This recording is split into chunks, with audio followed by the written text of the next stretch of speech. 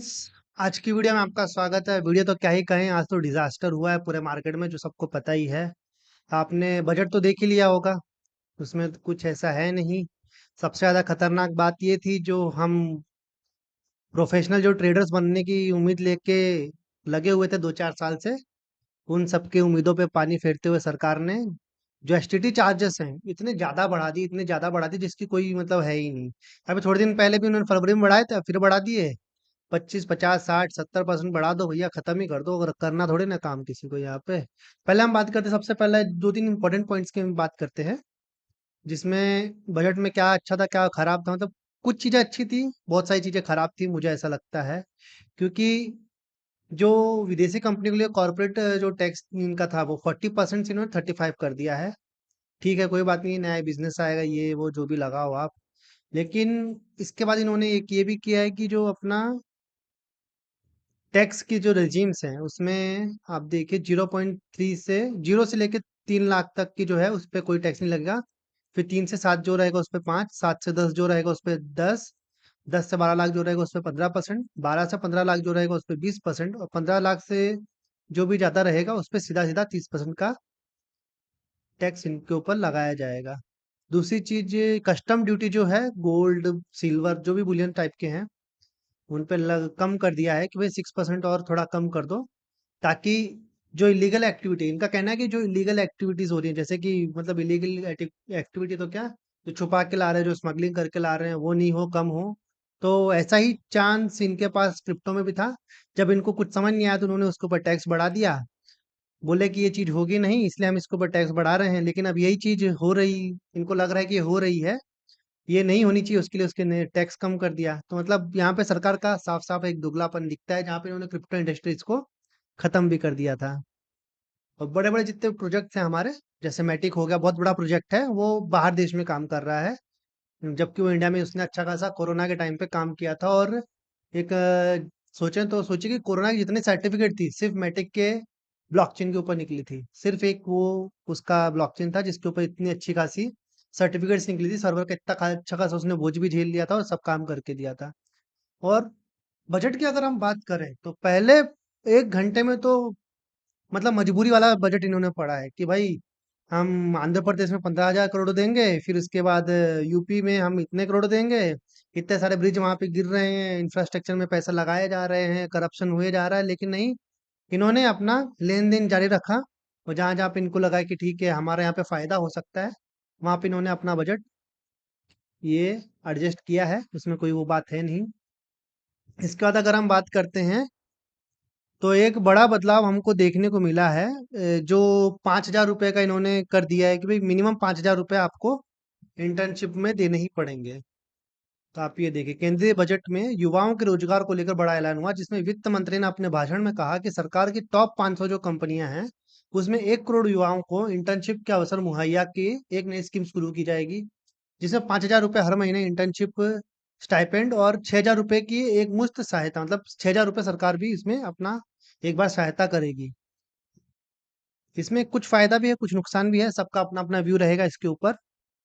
और बाकी ठीक है, एमएसएमई के टर्म लोन के लिए भी क्रेडिट गारंटी की जो है, मतलब हाँ, सब ठीक है। 15,000 करोड़ जो लेन देन इनको करना था वो कर लिया आंध्र प्रदेश में भी। उसके बाद कुछ इन्होंने वहाँ किया है बिहार में। स्टार्ट 2 घंटे के बजट में स्टार्टिंग का 1 घंटा इन्होंने सिर्फ इन दो राज्यों को दिया है। मतलब अपनी इसमें कोई ऐसी समस्या है नहीं, लेकिन आपको देखना चाहिए कि भाई वहाँ पे इतनी जब गड़बड़ हो रही है तो आपको कुछ ना कुछ तो वहाँ पे एक्शन लेना चाहिए था, और आप उल्टा इसको और पैसा दे रहे हो। पहले आप जो ब्रिज बने हुए हैं, जो गिरे हैं, उनके ऊपर कुछ आपको करना चाहिए था, कुछ एक्शन होने चाहिए थे। लेकिन नहीं, हमको तो ठीक है, जहाँ पे करप्शन है चलने दीजिए। इसके बाद अगर हम बात करते हैं कि सब कुछ छोड़ते हैं हम सीधे सीधे आते हैं एटीसी के ऊपर। एटीसी की कोई मतलब फायदा ही नहीं बचा है अब, किसी के पास कोई फायदा नहीं बचा इस चीज का। एटीसी आप देखने नाम मात्र का रह गया है। एक बड़ा जो झटका लगा प्रॉपर्टी होल्डर्स को, बहुत बड़ा झटका ये लगेगा, जो इंडेक्सेशन जो था। पहले क्या था कि किसी ने सोचा कि 20-50 साल पहले 20 लाख की प्रॉपर्टी खरीदी है, उसको 2-2.5 करोड़ में बेचा है, तो जो कैलकुलेशन करते थे 2 से 2.5 करोड़ के बीच में जो प्रॉफिट हुआ है, 50 लाख का जो प्रॉफिट हुआ है उसके ऊपर टैक्स लगता था। अब क्या कर दिया कि भाई 25 लाख में खरीदे हो, 2.5 लाख में बेच रहे हो, तो 2 लाख 2 करोड़ 25 करोड़ 25 लाख का आपको टैक्स भरना पड़ेगा। चलो बढ़िया है, ऐसे ही करना है ताकि काम धाम बचे नहीं किसी के पास। ये इतना बेकार बजट है, मतलब छोड़िए इसको, क्या ही बोलना है। जैसे ही हमारे एसटीटी चार्जेस की घोषणा हुई, जैसे इन्होंने बोला कि भैया एसटीटी चार्जेस इतना बढ़ेगा, एचएफटी बढ़ाते बहुत अच्छी चीज होती। एसटीटी नॉर्मल आदमी के ऊपर बर्डन बढ़ रहा है, एसटीएफटी में बढ़ाते तो बड़े लोगों के ऊपर थोड़ा बर्डन आता, वो तो पैसे भी वैसे ही पैसे कमा रहे हैं, उनका टैक्स तो वैसे भी कम है, उन पे बढ़ाते भाई दम था तो। लेकिन नहीं, इनको नॉर्मल लोगों में बढ़ाना था, जो इन्होंने किया। तो पहला जो झटका आया, सीधा सीधा इसने 24,000 तक को मार्केट को नीचे खींच लिया। उससे बड़ी सरप्राइजिंग बात क्या थी, मतलब हमारे मार्केट में म्यूचुअल फंड का इतना मनी है, ओवरफ्लो कर रहा है, उन्होंने नेगेटिव मार्केट को ले जाके फ्लैट पे क्लोज कर दिया। एक बार पे तो पॉजिटिव ट्रेड हो रहा था मार्केट, मतलब मैंने 24,700 की कॉल 70 रुपए पे छोड़ दी थी कि भाई आएगी नहीं आएगी, लेकिन भाई साहब वो बाय भी हो गई, एक बार प्रॉफिट भी देके गई। मैंने उसमें दोबारा एंट्री भी कर ली, मतलब हीरो जीरो करके उसको छोड़ दिया है। मुझे भारत के एसआईपी होल्डर्स पे पूरा पूरा भरोसा है कि भाई वो पैसा अपने को बना के देंगे, क्योंकि मार्केट तो गिरने दे ही नहीं रहे भाई साहब लोग।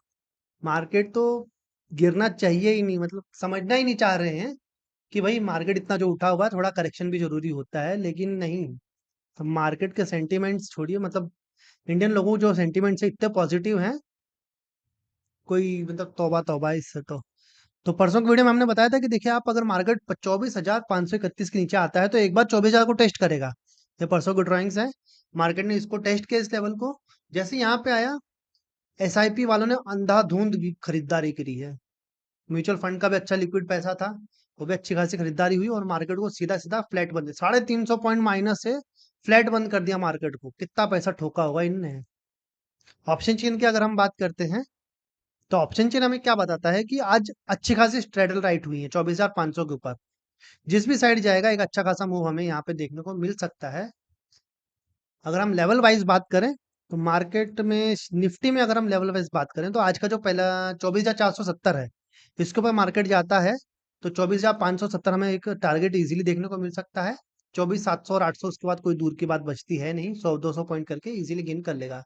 24,470 के नीचे मार्केट जाएगा तो 24,320, और आज का जो लो था 24,000, यहाँ तक मार्केट हमें जाते हुए दिख सकता है।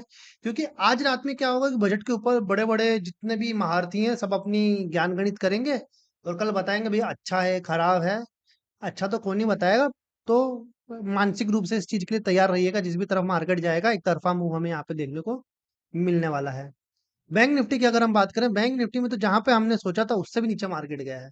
मैंने सोचा कि 52,100 तक मार्केट जाएगा, 51,700 तक मार्केट गया, और ये फिर भी ठीक है, -500, मतलब 1% की नेगेटिव इसने क्लोजिंग ली, ठीक है। लेकिन फिर भी इसमें भी आप देखिए, ये मार्केट में आज 51,350 से मार्केट को 51,778 पे लाके पटका है।